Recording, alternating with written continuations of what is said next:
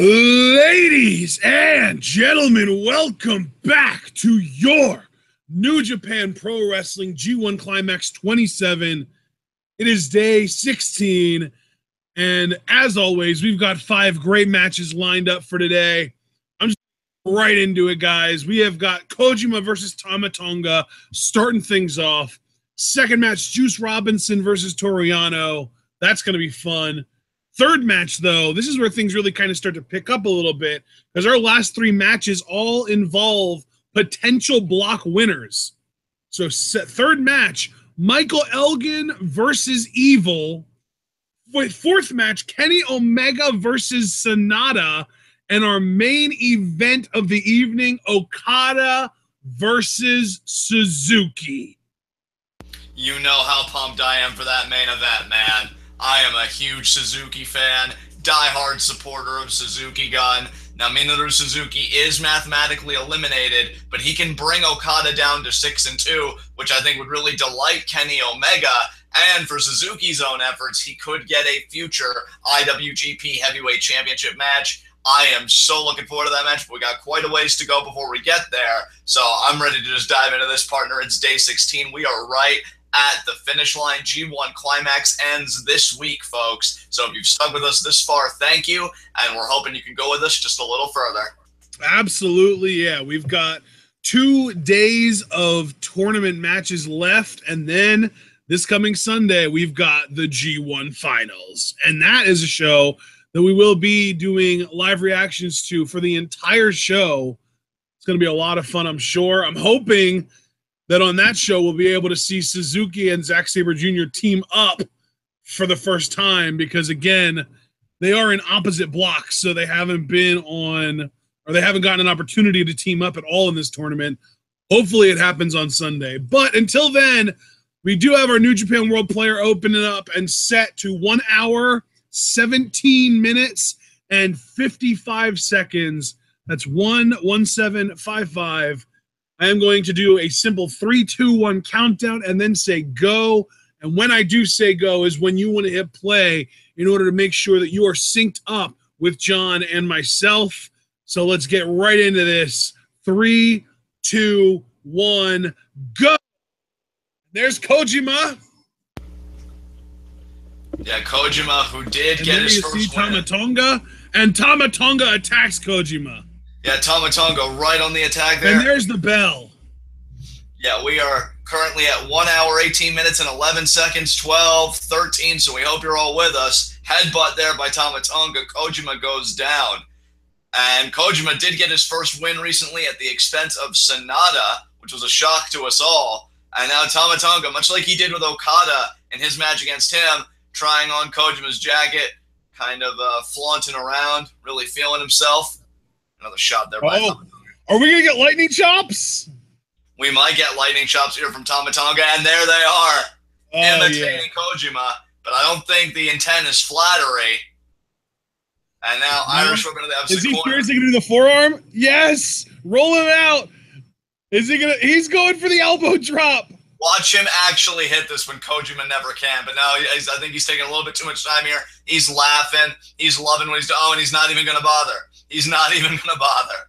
Well, Kojima, that's still an accurate portrayal of Kojima because he never hits it either.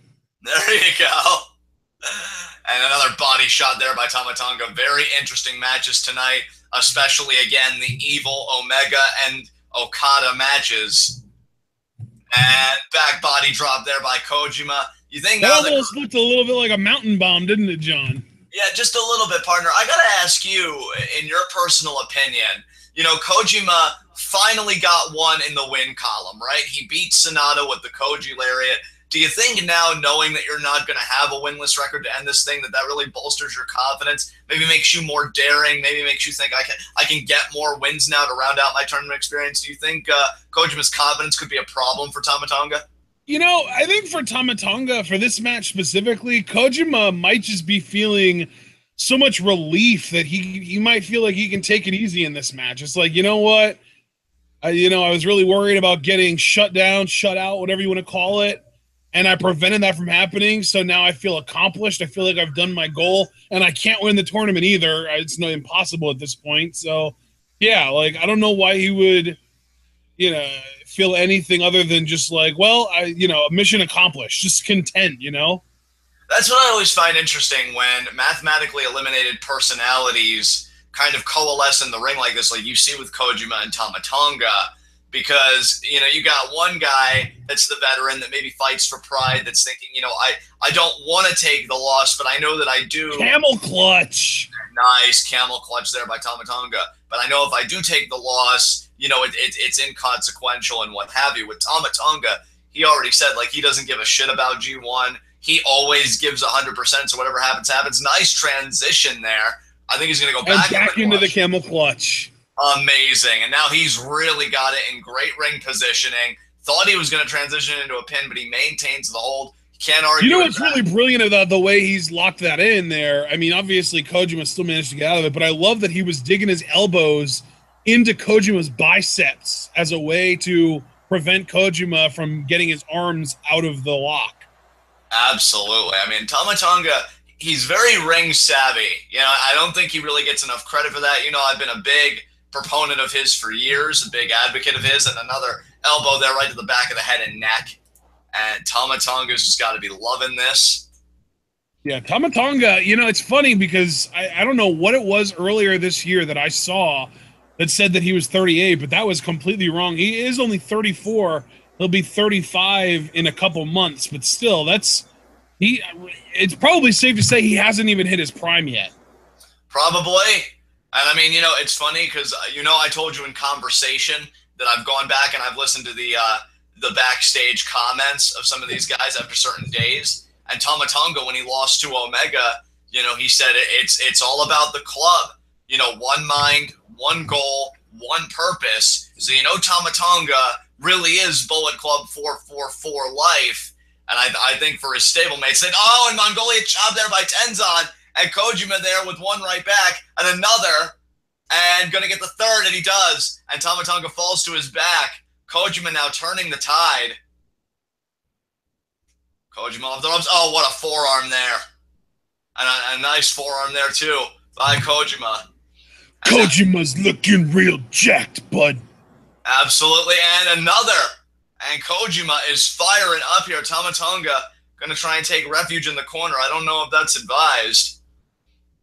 Kojima now looking to rally here. Could be lightning chops. There's the kick to the midsection. And here we go. Called it. You called it. Lightning chops. Here we go. There's the second. And Kojima pretty soon, and there it is. He's darting around. Look at Tama Tonga's face. He is writhing in pain, experiencing these lightning chops.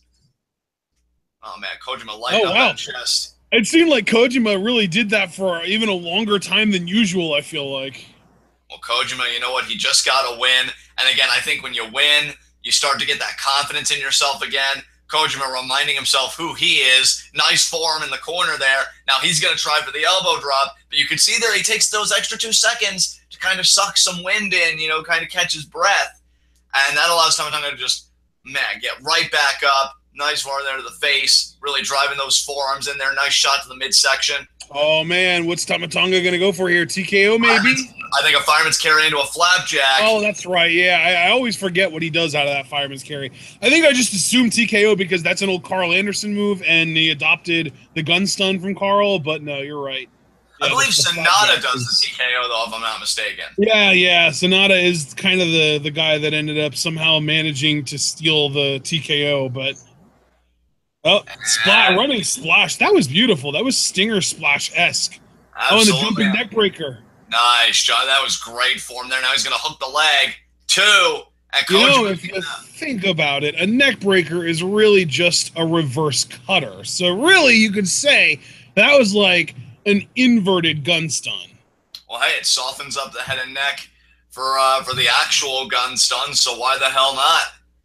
And Tama Tonga, you'd see he's starting to get just a bit more aggressive.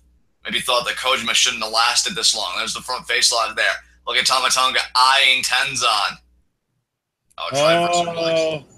Don't underestimate Kojima's power. You can underestimate Kojima's durability and his stamina and his endurance, but don't underestimate this man's power. There's the kick. Koji cutter! And he got it.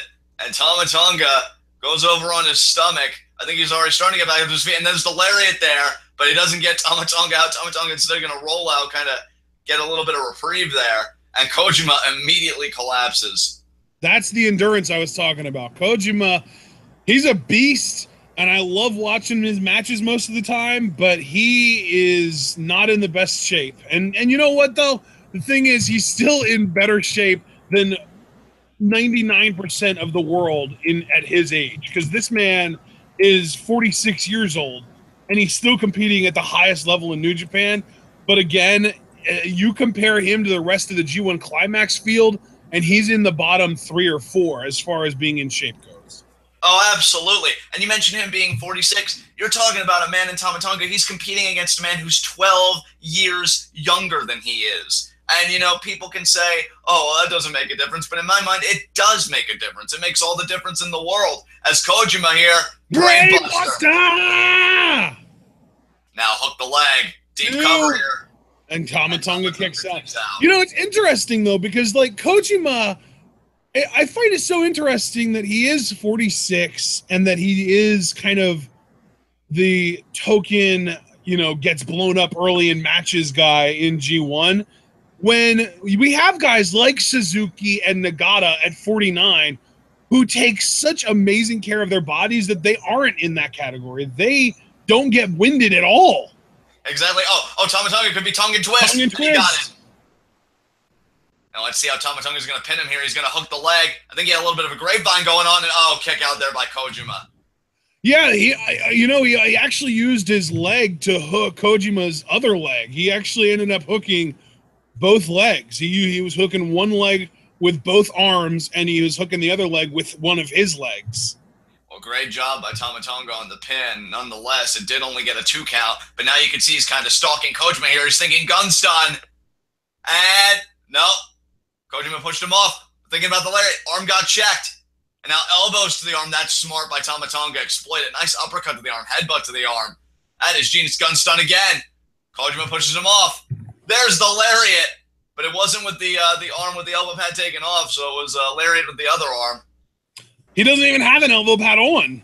Well, exactly, like he ripped it off. That's why I'm saying, like the arm that he took the elbow pad off with, and Tama Tonga kicks out, was not the arm he hit the lariat with. So I don't know. But to be fair, he doesn't have an elbow pad on either arm now because he only had one on that arm. Right. Well, I guess I should really specify the bandaged arm, the arm that looks like it has a bandage on it. That's where he removed the elbow pad. He did not hit the lariat with that arm. Therefore, I don't count it as a true cozy lariat. Oh, what's he going for here? That's CCD. Cozy Crush Dynamite. 2. And Tama Tonga still kicks out. Woo-hoo-hoo! Kojima's pulling out all the stops in this tournament. I love it. Well, again, he recently just beat Sanada. He's probably thinking, let me get just one more win. I know I can beat Tama Tonga today. Now he's calling again for the cozy lariat with that arm. Can he get it this time? Nope. No, he doesn't. Duck. Nope. Duck. And gun stun. Gun stun. That's going to be it. 1, 2, 3, and Tama Tonga. Kojima might have gotten a win, but Tama Tonga made sure that he didn't have a winning streak. Exactly. So Tama Tonga, I can put 2 points by his name next to what's he up to now, 8 or 10? He's up to 2, 4, 6 points. What? He only had 4 points coming into this. Wow. Yeah, I made sure to check and triple check because he beat Kojima, Elgin, and Robinson. But I was even gonna say, hey, Tama Tonga, how does it feel to have the same record as Juice Robinson? Yeah. And that's the thing too, is that I know that sounded really insulting towards Juice, but it wasn't even necessarily intended to be insulting towards Juice as far as his actual ability goes.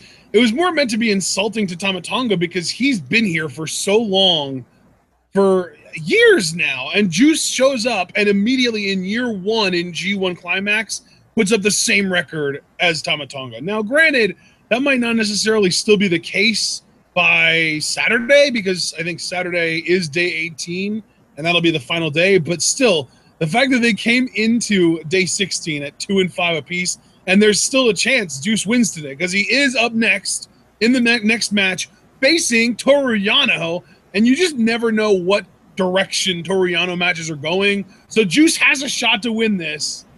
And if he does, he and Tama Tonga will still have the same record, knowing that Tama Tonga is like this experienced vet in New Japan, and it's Juice's first year in G1. And Juice, I mean, I told you in conversation yesterday, I've gone back, I've listened to his interviews. Juice Robinson, maybe one of the most genuine people in this tournament.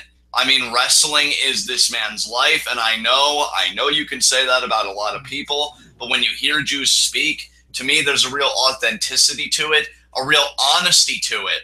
And he described G1 Climax, his first G1 Climax, as 19 of the best wrestlers in the world and me. And Juice is just poor Juice. He's so wonderful. But yeah, like that's the thing too, is like you said, one of the most genuine people in G1. He's got to be one of the most genuine people in New Japan as a whole, because I feel like a good majority of the top good guys in New Japan have bad guy tendencies. Like Naito is apathetic and spits on people and stuff. Okada is overly arrogant and cocky and brazen. Tanahashi gets really mean and sadistic in his matches. Like, you look at all the top good guys in New Japan, and they all have negative traits as far as personality goes. And Juice is just like the nicest, pure good white knight babyface, you know? Yeah, and he's not even obnoxious about it either, which is so rare in today's climate. He's just humble. He's just so cool. Yeah, and it works. So this is going to be a fun match because we're fans of both guys. I mean, Juice gave Toru Yano all the credit in the world. I mean, he hasn't taken anybody lightly in this tournament, and even somebody of Toru Yano's antics, like he knows he's a veteran, and I've got to be as vigilant with him as I would be anybody else. And I'll tell you, but here's the thing with Juice, though. He has got to be riding high off of his win of Kenny Omega recently. I know, like you beat Kenny Omega. Like I love too, after the match, he even said, I just beat the best wrestler in the world. And that's just it. Like he said, if Okada's here, I'll be fucked if Kenny Omega isn't right here and I just beat him. Hell, he raced up the ramp after that win, and the first words out of his mouth were, how the fuck? Because that's exactly what the rest of us were thinking. I'm telling you, though, I love it, though. He could be like a Johnny Gargano, Daniel Bryan type in New Japan. That, like, perpetual underdog that everyone always underestimates, and eventually underdogs have to win. Eventually, not consistently, not more than they lose, but eventually they have to win. I so hope Juice beats Kenny for that U.S. title. That would make my year. I think I'm right there with you, and I'm a huge Kenny Omega fan. Like Juice even said. Well, no, but like that's the thing too, is that we both kind of feel the same about the U.S. title, and that it might be sort of cement shoes for Kenny in a way, because it feels like the title needs Kenny more than Kenny needs the title. Right. I mean, because he is the inaugural champion, so they're probably thinking if anybody could establish this belt as worthwhile, it is Omega. Right, yeah, exactly. Yeah, just have Omega go through the G1 and put on classic after classic after classic with the title. Then we'll put it on Juice when we've established it as like an awesome work rate title. And you know what I love about Juice is that the guy's brutally honest. Like, he doesn't put up a front about anything. He said, Suzuki beat the fucking shit out of me, and I still haven't recovered from it. Like, this man knows. My leg feels like shit. I feel like shit, and we're only 77% of the way through this tournament. I think. He actually said 77%. I love this man.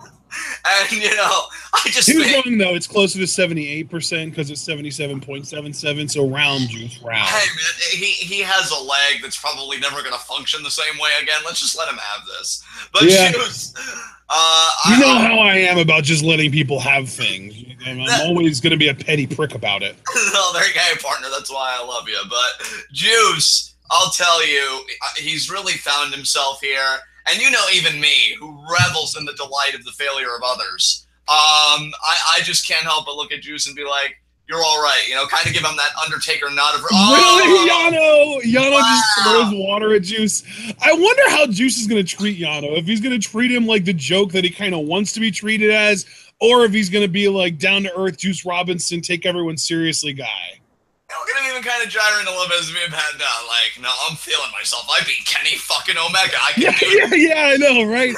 Yeah, he beat Kenny Omega, and now I'm betting he's gonna lose to Toru Yano. He probably is gonna lose to Toru Yano, but Juice is like, well, at least my title shot wasn't on the line.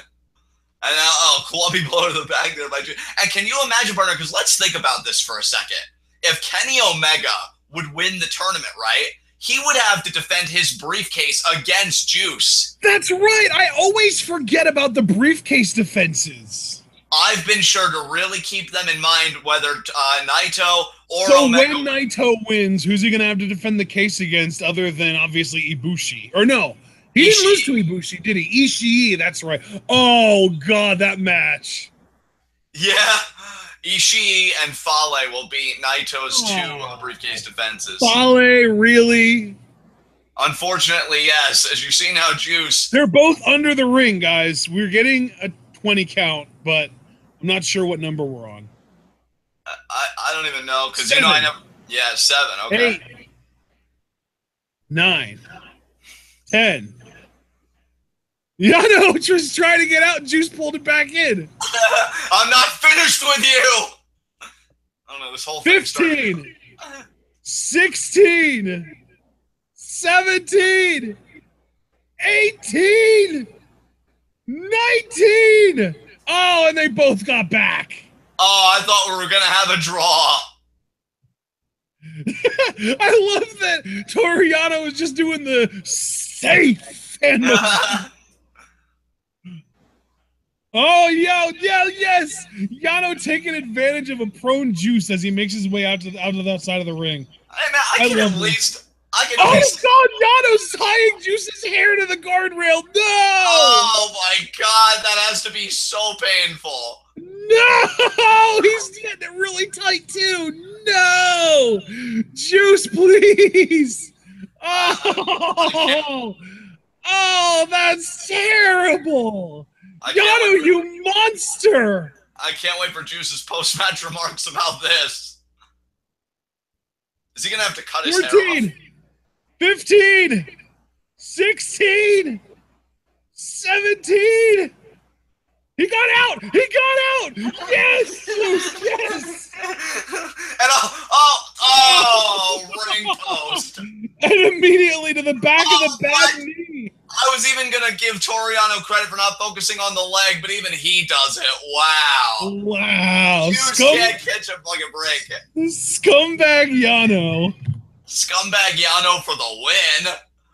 Oh my God. Poor Juice, though, I gotta say. I know. Like, that's what I'm saying, dude. Like, he was better off trying to... you saw that Juice went for the left hook and Yano with the kick to the knee and then the small package that Juice still kicked out of. Jeez. Hey, this is why Juice wasn't going to underestimate Yano, and I have to give him credit for that. I think so many people don't even know how to deal with Yano, and with Juice, it was just, I'm not going to underestimate him. I'm not going to take him lightly. I know what he does. And even though he's still fallen prey to it, I think he's doing a better job than most. He stopped himself. Oh, but look at Juice's face. Oh, right jab, right jab, right jab. 4 right jabs. Are we getting the left hook? No, Yano ducked. Kick to the gut, though. Fallout, inverted DDT. Oh, no, that was just a regular DDT, wasn't it? Yeah, Fallout DDT there, too. Kick out there by Toru Yano. Oh, man. What's Juice thinking? I mean, he could go for Pulp Friction here, but I don't think... No, he is going to go for it. Holy shit. Oh, Yano pushes him away. He went for a low blow, but Juice caught him. Oh, no! Yano has the ref. There's the low blow. Right in the grapefruits of Robinson. And the ref prevented the second low blow. The ref prevented the second low blow. Toronto's like, come on, ref. Oh, and there's the left hook. Oh, and here we're going to get Pulp Friction.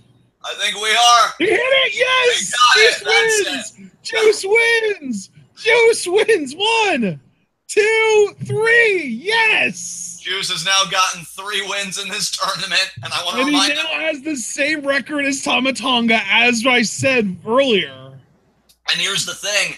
Even in that regard, Tonga might have beaten Robinson, so in that way he's better, but in another way Robinson's better than Tonga because Robinson actually beat Omega, whereas his own stablemate couldn't do it.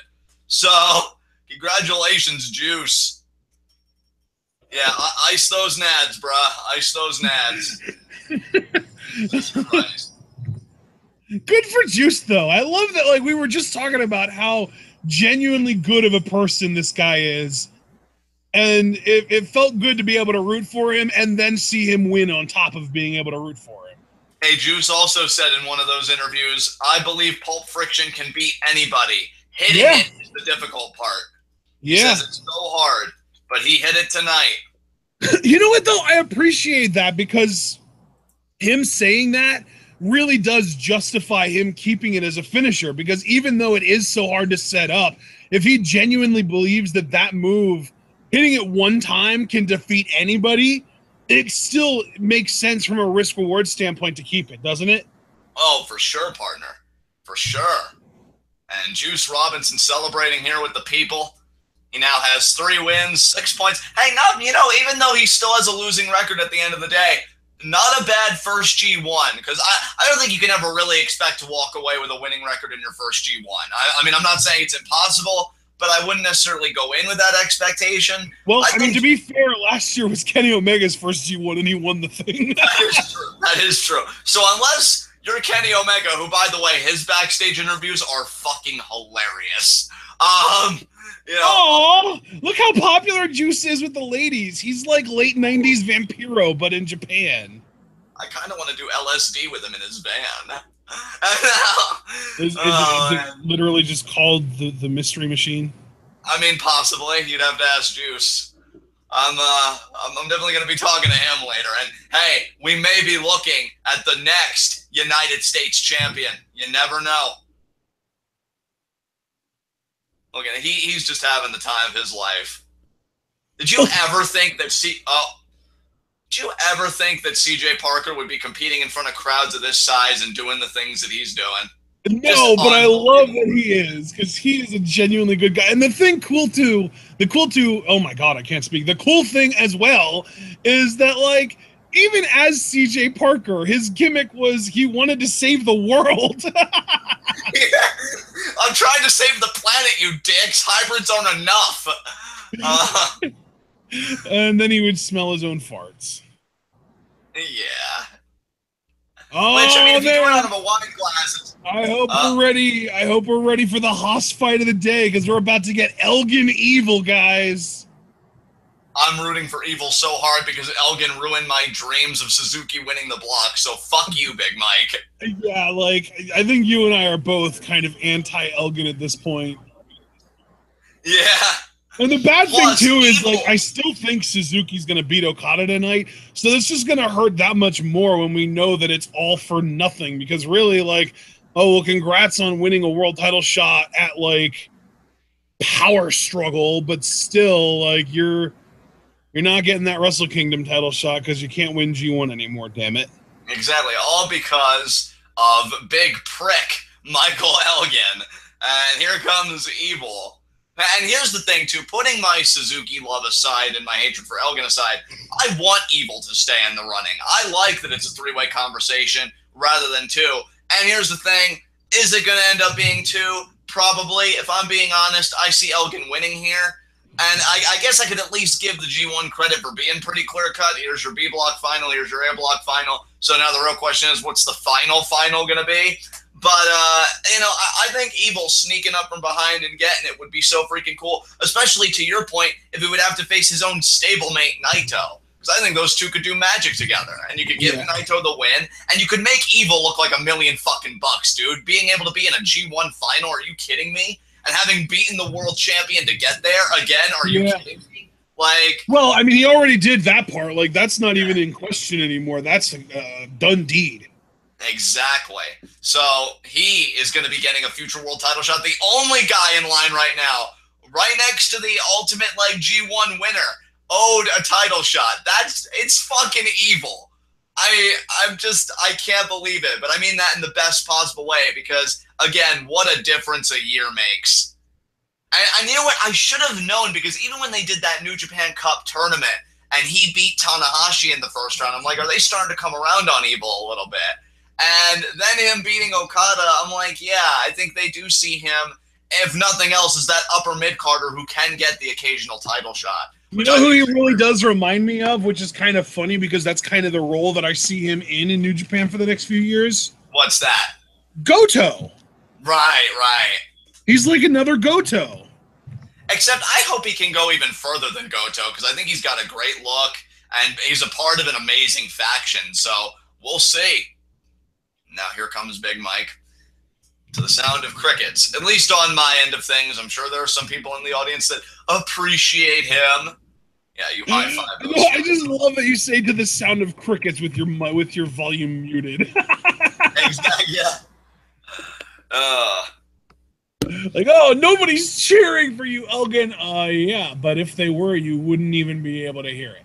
You know what, man? This isn't about me, okay? This is about that prick right there. Elgin is staring down Evil like he's going to do something. You're mathematically eliminated, Elgin. Your life is worthless. But I can play spoiler. You're not going to do that to Evil. He worked too damn hard to get here. He went to war with Kenny Omega, and he beat Okada. And now look at him. He's getting the jump right away. Yes. Get after him, Evil. I think the bell just rang, folks. We are at 1 hour, 46 minutes, and 30 seconds. 31, 32, 33. So again, we hope you're still synced with us. I'm sorry we didn't do it for the last match, but Yano matches are always crazy, so you'll have to forgive us. And now Elgin slammed down, thinking about the slingshot splash early. Oh, wow. Yeah, he is going for this really early. Is he going to miss? Nope. No, Does he ever miss that move? I feel like does. he's got like a 90+% success rate with that. I mean, that's probably not hyperbole, but he has missed it. Yes, that has happened. Well, that's good at least. And Elgin, oh, but look at Evil. Evil immediately making a tactical retreat because he's not a bitch like you, Elgin. He doesn't like to rush things. You know, he actually likes to win instead of wearing himself out and being easy pickings for other people. I feel like I should continue my meme from our last WWE pay-per-view live reaction. Takaki Watanabe, more like to coward Watanabe. Oh my god.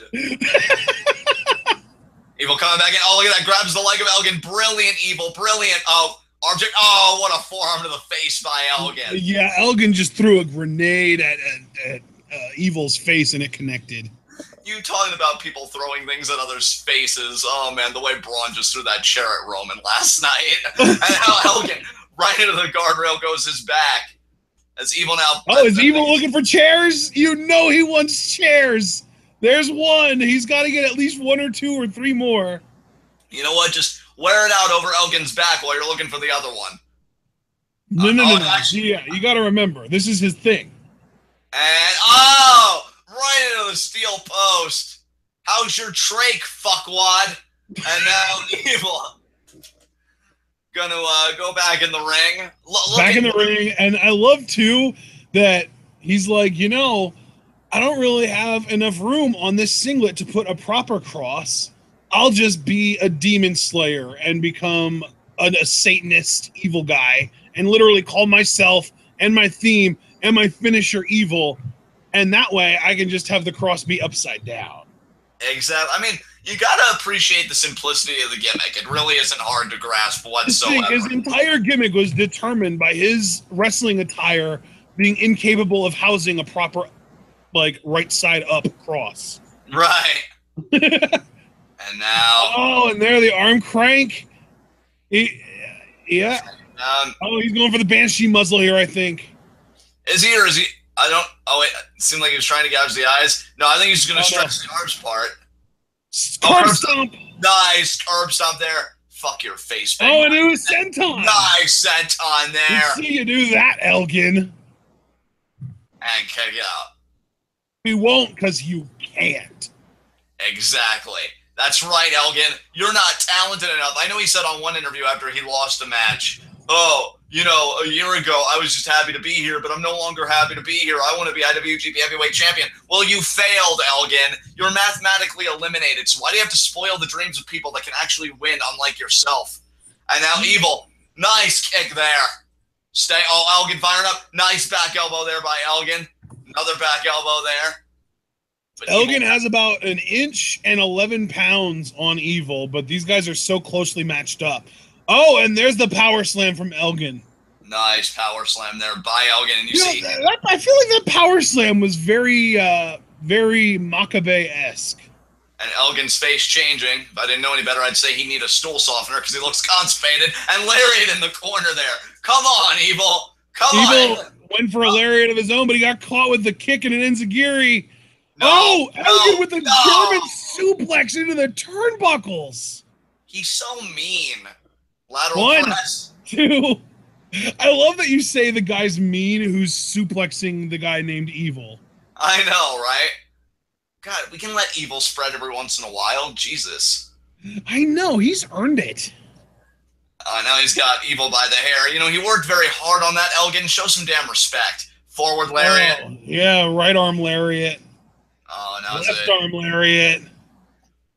Here comes this alternating crap. Alternating, yeah, he likes to do this because it rocks guys. You know, he hits them with the one arm and then right back with the other. Oh, checked it. That would be like a really effective way of intentionally concussing someone. Super kick. And he got it. Beautifully done. And Elgin just got the win. You should never want to concuss somebody, but if you did, I feel like Elgin's alternating forearms would be a really good way to ensure that it happens. Oh, for sure, dude. Now, what I wanted to ask you real quick, if you could... This lariat there from Evil into the corner. What did you want to ask me, John? Now, we know, of course, Evil would have to win to stay in the running, but would he need either guy to lose? Who would he need to lose to? Yeah, he would need Okada to lose for sure. Did he beat Omega or did he lose to Omega? He lost to Omega. Then he would need Omega to lose as well. He needs both those guys to lose. Ooh, that's a tough mountain to climb. And rake in the eyes there. Because you got to remember, John, Omega, if he wins today, I think he and Evil would have the same record. Right. I'm trying to think. I guess if Kenny wins and Okada loses and all three of those guys go into the last day with the same record, and then Omega Okada go to a tie and Evil wins his match, then Evil would win the block because then he would have 14 points and Omega and Okada would have 13 apiece. So technically he can afford for Omega to win, but he does need Okada to lose. And if Omega does win, he needs for them to tie in order for him to win the block. Okay. All right. So I'll tell you what, for right now, let's just focus on the most immediate thing, that Evil has to win this match. Yeah. And, of course, the match after that. And then we'll focus on Omega and Okada when we cross those bridges, which will be momentarily, because Omega's match should be after this. That's true. And he is, he's facing, who is he facing? Sanada, that's right. He's facing Sanada. So, if you're evil, you should be at ringside helping Sanada beat Omega. Yeah, I mean, it makes sense for one, because you're in the same faction, but two, you actually have skin in the game here. Yeah. Elgin two double area spots in a row, and Elgin won both of them. Crap. Off the ropes. But Evil ducks. German. Bob with the back elbow there from Elgin. Elgin raising the arm up. But now we got a German from Evil. Nice German there by Evil. And that actually did quite a bit of damage to Elgin. And there's the lariat from Evil.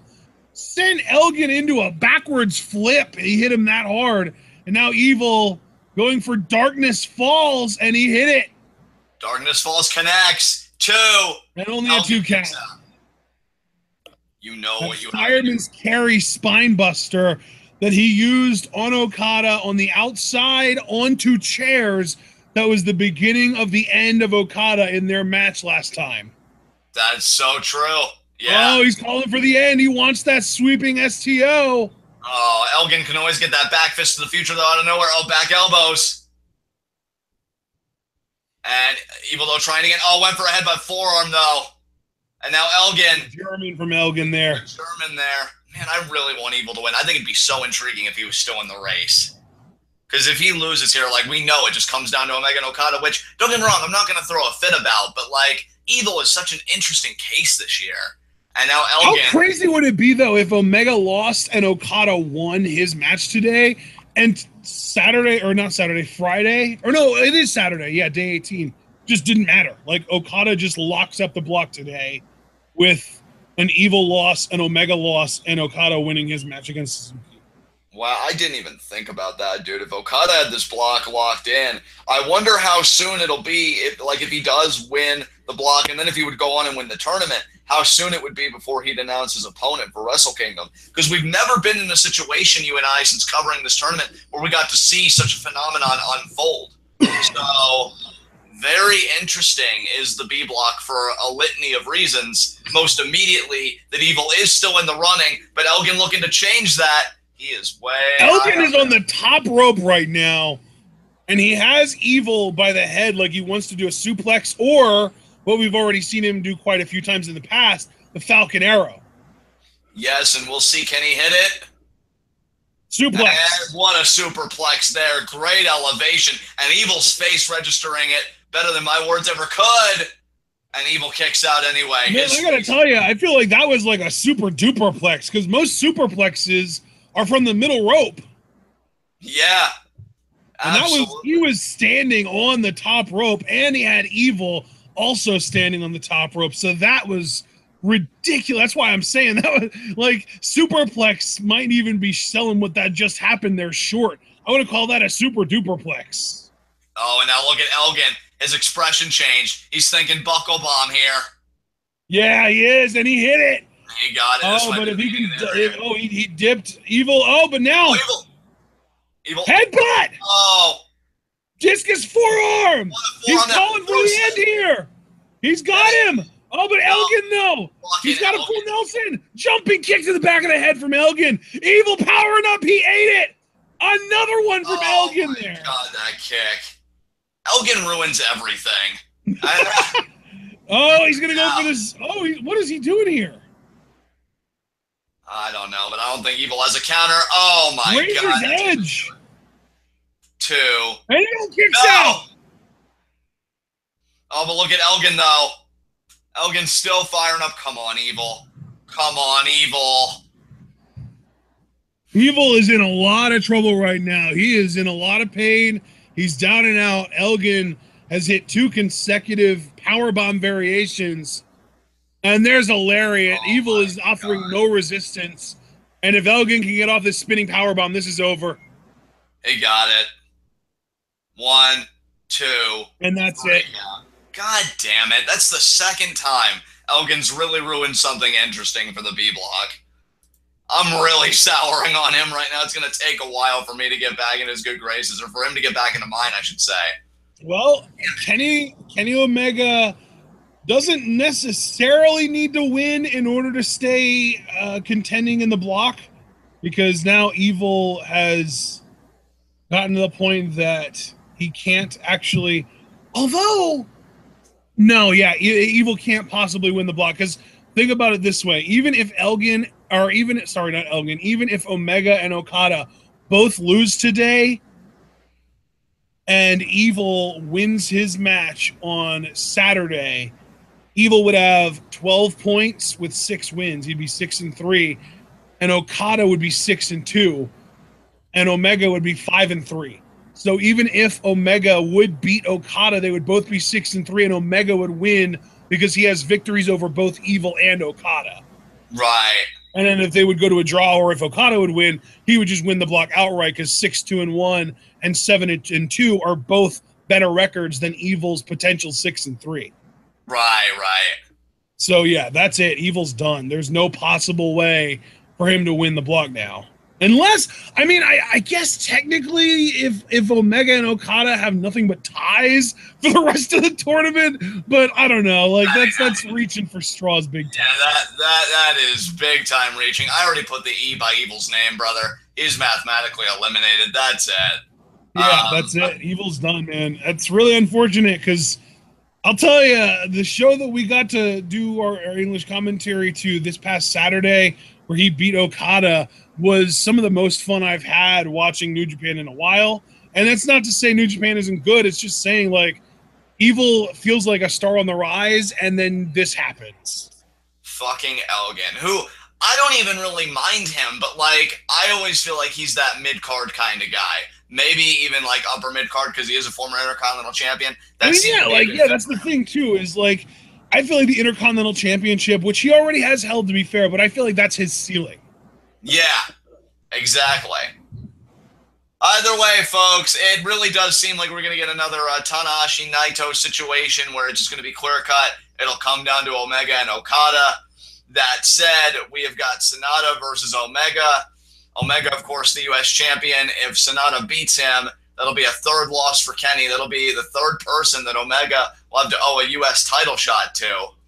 We got Elgin and Robinson who have beaten Omega. Sanada has been mathematically eliminated, so can he give Kenny something to gripe about when this night's all over? We're going to find out. Yeah, that would definitely be interesting. We've also got to remember, even though Evil can't win G1, it's along the same lines as Suzuki, because we're hoping Suzuki beats Okada tonight to get a title shot. Evil is owed a world title shot against Okada because he beat him straight up one-on-one in a non-title match in G1. So the fact that Evil has that victory over Okada, that might have been like, I feel like if you're Evil and you know you're not going to win G1, you would accept a 1-8 record if that one win was over Okada. Right, for sure. Because you know at least that you have another chance at the Wrestle Kingdom main event, albeit a very different path, and that's beating the champion for his title. Which, I mean, hell, depending on who you ask, it might even be harder than the tourney itself. Because Okada, when he's on, there are very few people that can, keep pace with him and beat him. And here comes Omega, who, again, if you listen to his backstage interviews, is probably one of the more colorful personalities on the roster. He said, this tournament is about me, and a little bit about the Bullet Club. So, Wow, no wonder Tonga hates his face. Yeah, Kenny is very into himself.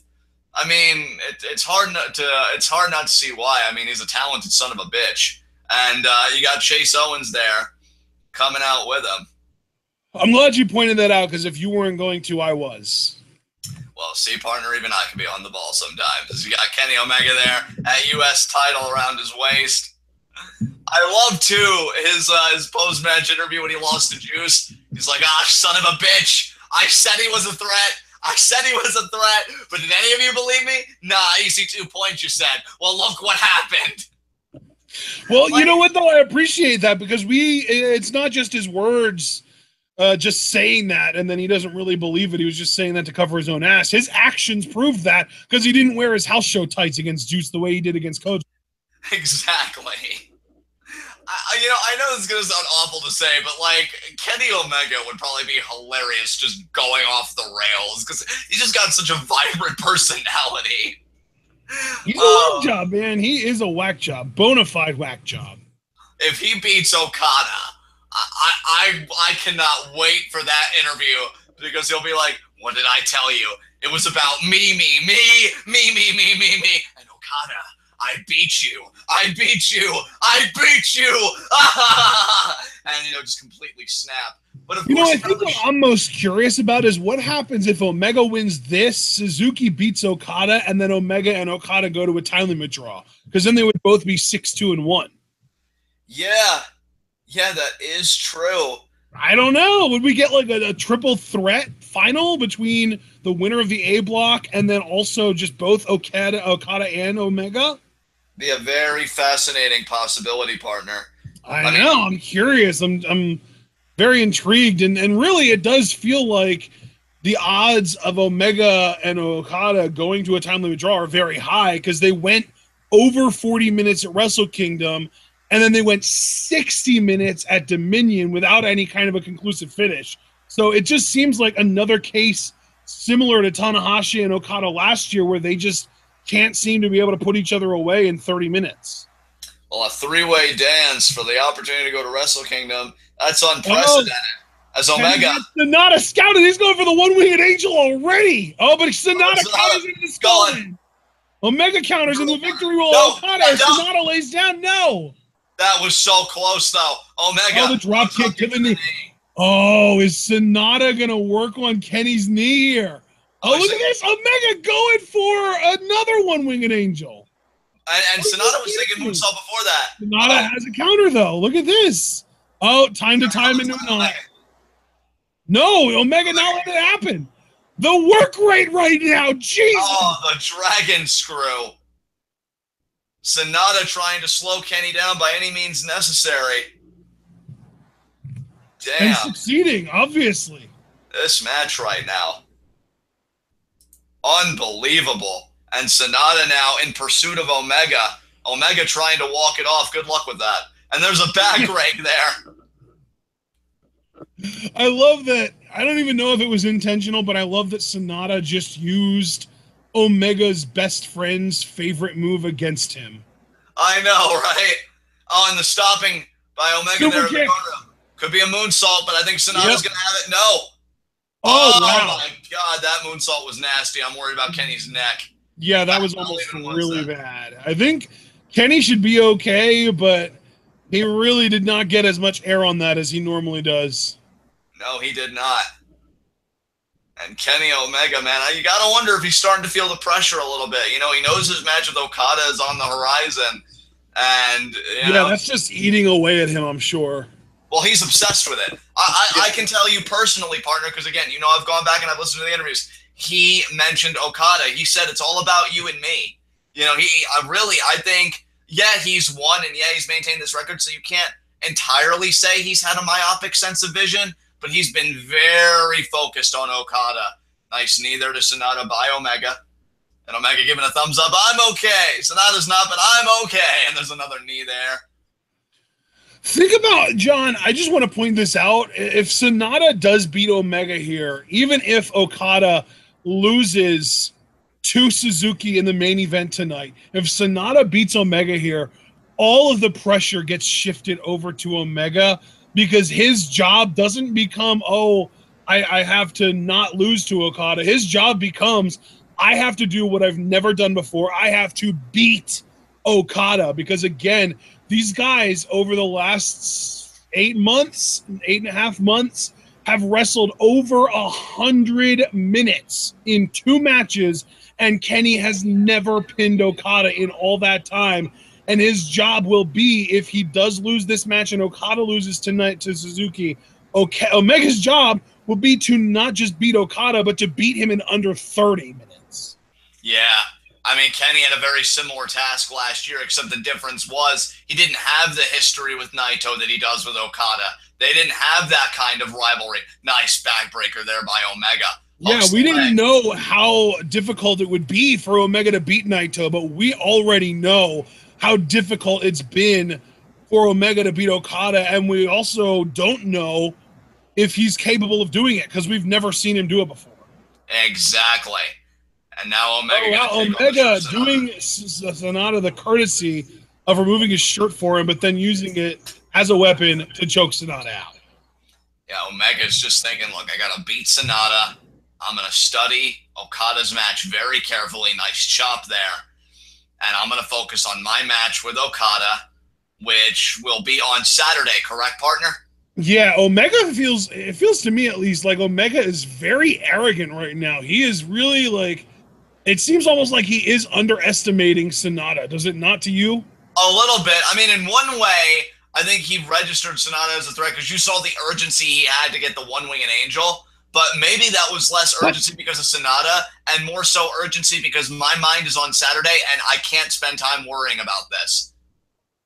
Oh, caught Sanada. Could it be a steamroller?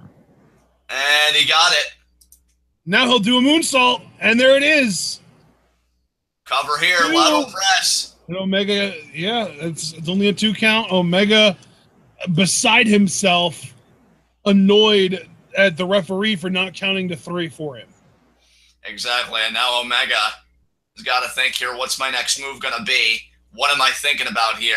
What's my course of action? Oh, he's got him front face lock here. He wants a suplex, but Sanada's blocking. Sanada is blocking. Omega would really appreciate it. Look at Omega, though. How brilliant was that? Yeah, brings the arm low to the ground, gets the clubby blows. And Omega, you see, he's kind of got that distance. I never know when he's going to try and explode with a V-trigger.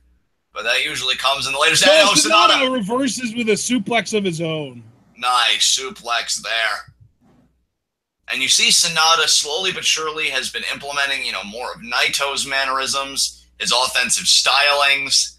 And, Omega, he's got to be careful. Look, because when you get trapped, and I mean really trapped, in the skull end, when Sanada's got that body scissors tight, like a boa constrictor around a rodent, it's over. I don't care who you are. You're passing out or you're tapping out. There's no other we've already seen that worked on Tanahashi last year. Exactly. And Omega, trying to rally, trying to keep pace. Oh, Omega goes for the eye rake, though. It says a lot that he's getting that, and he wipes it on the ref's shirt. God, Omega's so animated. And now, off the ropes, nice vertical. Number one, leapfrog number two, and then the drop kick, and it sends Omega outside of the ring. But we're going to get a slingshot crossbody on Omega. And he got it. I'll tell you, Sanada's putting it together, man. He's in a groove right now, and that should really concern Omega. Omega, look, he wants to win, and he wants to make sure that, hey, even though I still want to beat Okada, even though in my heart I still have to beat Okada, by technicality's sake, I can get away with going to a draw with this man, especially if Okada loses to Suzuki today. That's also important to emphasize. Yeah. And Sanada, I think he's going to try hog-tying Omega again. Omega trying to resist. And it's not successful. Sanada got it. Took a little bit of work, but he got it. And Omega is very, very vulnerable right now. Now kind of looking at the crowd saying, yeah, that's Kenny right there. And oh, there's the drop kick. And now Sanada going to hook the leg. Oh, only a one count. Kenny says, that was cute and all, but you didn't actually hurt me that much. I mean, the pride gets hurt more than the anatomy in cases like that. And now, Sanada, it looked like Sanada was going for a backdrop driver, but Omega dropped into a headlock, and that was tight, but he went for the back elbows, and then Sanada in with the clubby blow. Sanada went for another backdrop driver there, but Omega flipped out of it. Omega got the foot up there in the corner, and now Kotaru Crusher. Nice Kotaru Crusher there by Kenny Omega. Hooks the leg again, too. Sanada kicks out. And Omega immediately pops right up, calling for some kind of move, I think. Exactly. Oh, could be a dragon suplex. Yeah. He's got the half Nelson. Can he get the full Nelson? He has the full Nelson, but Sanada's a big, strong man, and he's breaking through that full Nelson and now throwing back elbows at Omega off the ropes. Omega with the chop. Nice chop there by Omega. Yeah, Omega off the ropes here. Sanada with the back elbow into the attempted moonsault, but Omega got out of the way there. So, and now Kenny Omega. Surprised he didn't go for a V-trigger there, honestly. That felt like prime V-trigger territory to me. He's thinking Aoi Shodo. Yeah, he is, and he hit it. Well, not yet, but he's going to. And bam. Took a second. He really held that up. I was kind of trying to anticipate it, but he stalled it. Yeah, that cross-legged fisherman knee buster there over the neck. And that Aoi Shodo by Omega. Now he's thinking V-trigger because the head and neck are softened up. And Omega, gun high in the sky. That's the V-trigger right there. Here we go. And he hit it. He hit the first one. He doesn't always hit the first one, but in this case he did. And immediately going for the one-winged angel for the third time in this match. But Sanada reverses into a Hurricane Rana. Sanada has him up. TKO maybe? He hits it. You got it. The athleticism by Sanada hooks the leg, and Omega kicks out. This is why Sanada shouldn't be underestimated, though. That was a brilliant counter. And now he's going to pick Omega up. Omega looking Sanada is just a freaking workhorse, man. Like, I feel like he hasn't had any bad matches in this tournament. He's definitely got that Cesaro quality to him of being able to go to distance with anybody. And go for a moonsault here. This could be big. Lands on his feet, though. Omega was moving out of the way. Sanada saw it and landed on his feet. Omega feet up in the corner there. Sanada charging in again. Omega flips over him. Sanada's in the corner now. Omega charges Sanada back elbow. Sanada springboard moonsault. Catches Omega in the skull end. Beautiful way to get that submission hold applied. And now Sanada's going to want to drag. That's smart. Is he going to want to go low yet? And he's got a grapevine. And Omega. That move almost reminded me of a style in DDT, but he didn't drop down into it. Exactly. We've seen him get into the skull end with this before, and it's always ingenious. And you see, I think Kenny was trying to think about maybe rigging the eyes. That arm is just flailing with whatever life Kenny has left. Well, that's really the only arm that's going to do Kenny any good right now, because Sanada has his right arm hooked. Exactly. And he's preventing both of his legs from doing much with his feet. And Kenny's still trying to ride the round. Oh, no, keeping the arm up at 1. And there's the eye rake, like you predicted. And, nope, Sanada, though, right back in. Wow, yeah, he just locked it in even deeper somehow. Yeah. Wow. He repositioned himself, but Omega. And he got to the ropes. But what does that take out of Omega? Because if I'm Sanada, I go for the backbreaker again, I try for the moonsault again, and I get another upset on my side. And well, hell, he's even thinking, screw the backbreaker, I'm just going straight for the moonsault. And Omega again moved out of the way. Yeah, Omega, very, very high level in-ring awareness. Absolutely. And Omega, you see him gasping for air. He especially was flailing on that second attempt at the skull end, but Kenny has emancipated himself from the hold. Now we'll see what he can do about it. And, thought he was going to go for more knees. Dragon suplex. Nice snap dragon suplex. And now we're going to V-trigger. There's the V-trigger. There it is. He's got to go for the pin. 1, 2, and Sanada kicks out. Sanada stays in it. And now what is Omega thinking here? Look at him. No. This wasn't supposed to happen. What is Kenny thinking here, John? I don't even know if I want to know, partner. That headspace is almost. Keyword almost. Go for another V-trigger? No, he might be thinking trying to go for another one-winged angel. Oh, there's the forearm from Sanada, though. He's not going to be able to go for anything. Wow. Did you see the sweat just explode off Sanada's chest with that Omega chop? And look at Omega trying to fire up. Another chop. Again, you see the sweat exploding off of Sanada. And there's Sanada with a forearm. Omega's probably going to come back with another chop, no? Yes. And he does. And another. And a third, but Sanada, a European uppercut. Nice uppercut there by Sanada. The cold skull.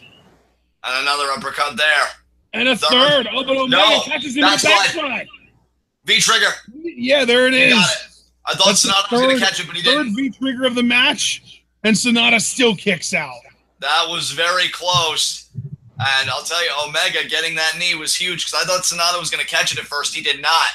But Omega may be thinking, one more V-trigger, a one-winged angel, and then I'm going home with this son bitch. Yeah, absolutely. Omega, gun, bang, good night. Is it going to be?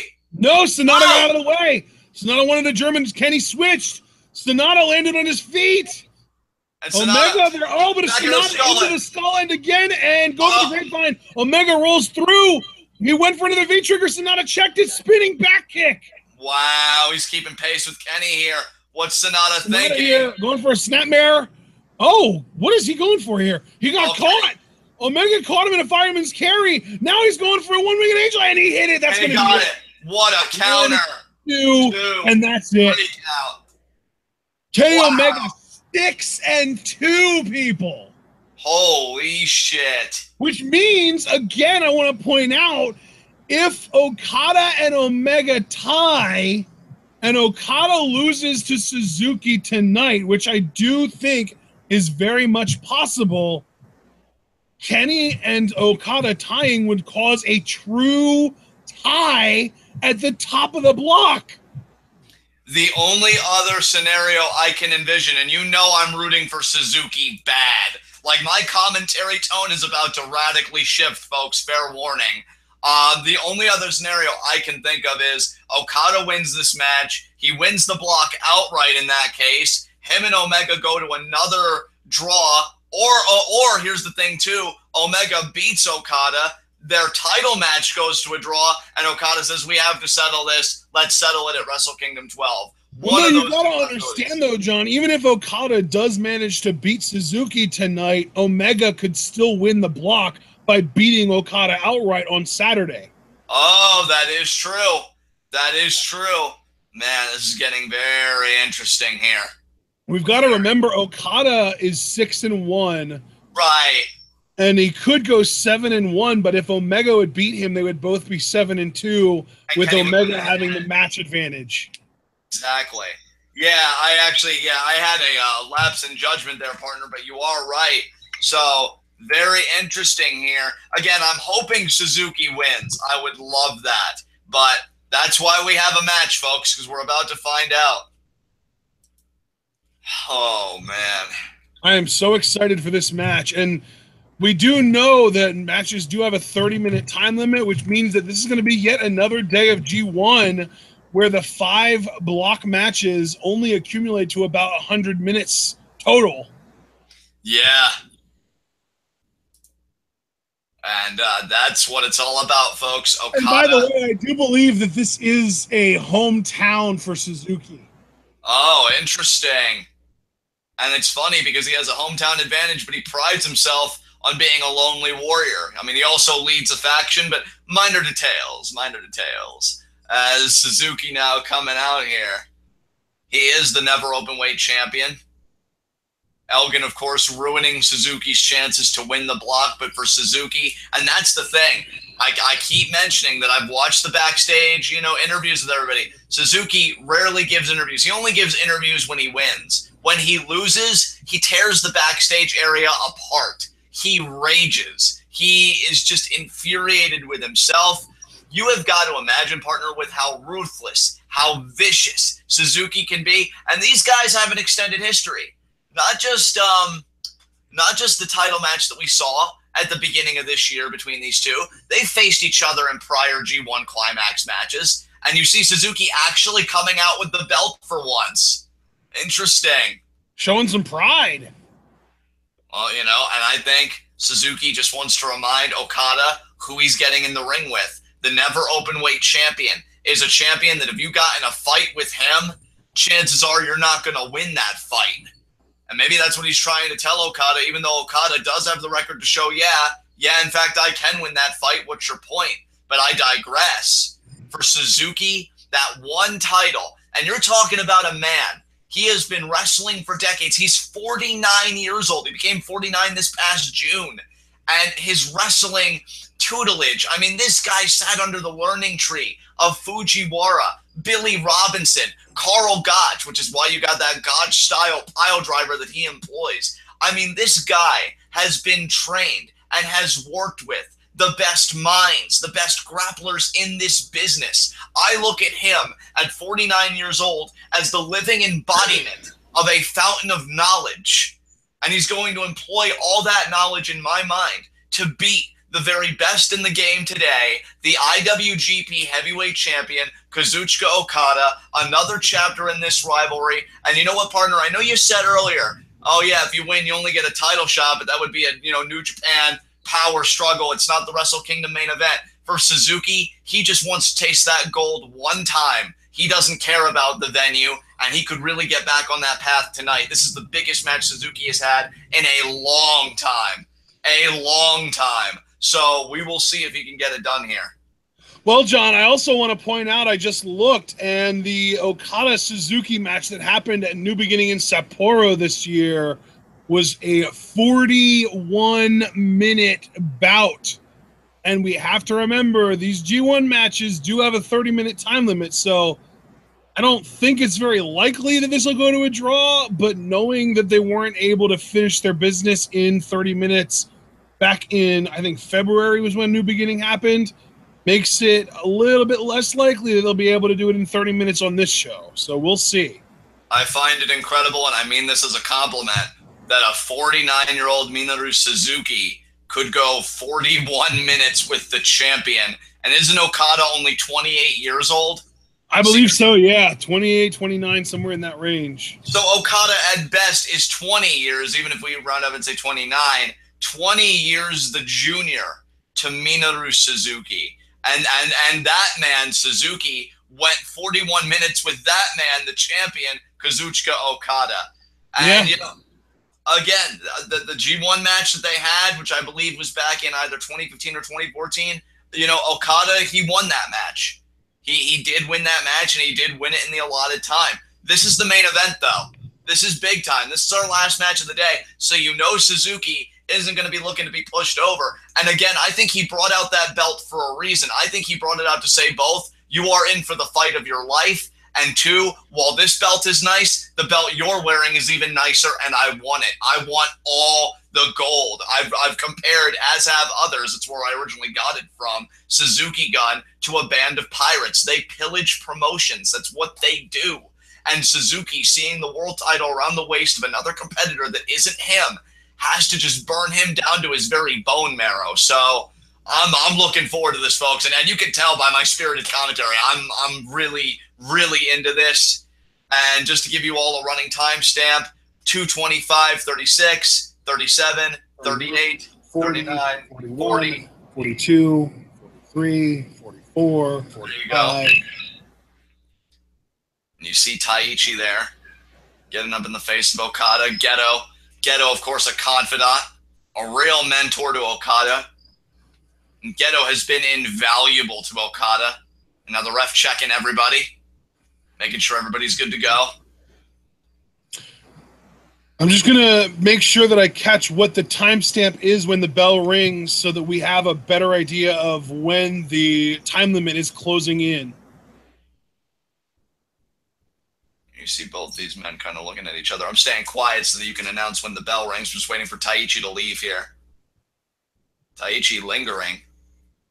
And there he bumps fists with Suzuki. I like that Suzuki can get angry in the moment when he loses, but when it's go time, you see he centers himself again. That's very dangerous for Okada, but Okada as well, always focused. I believe the bell rang at 2:26:38. Yeah, we are closing in at 2:26:50. Let's see, 48, 49, 50 there, 26:50. And now here these two go. Oh, man, here we go. Partner, you know, you don't even have to ask me. I know I never really give much analysis anyway, but for all intents and purposes, I am pulling a U as if this was a Naito match with Suzuki. So I'm going to leave you to be the more objective guy, I guess, as we're going to get the lockup here between these two. And we know in their last match, the New Beginning in Sapporo, that Suzuki really went after the leg of Okada, but you see the bandaging around the back of the neck and part of the shoulder. I'm sure Suzuki has a plenitude of painful submission holds that he can employ on that area. As you see there, he's going to try and control the wrist. Now it's a traditional lockup. Okada's going to back him up. Oh, is Okada going to do the, fake attack chest pat? I think he will at his own peril. Because look at how finicky Suzuki is. He's always ready to grab him. And right there. Kick right to the gut. There's the knee. There's another knee. And there's an alternating knee. Third knee there. Off the ropes versus the Irish whip. Oh, big boot there from Okada. Snap there. He's going for another drop kick. Oh, man.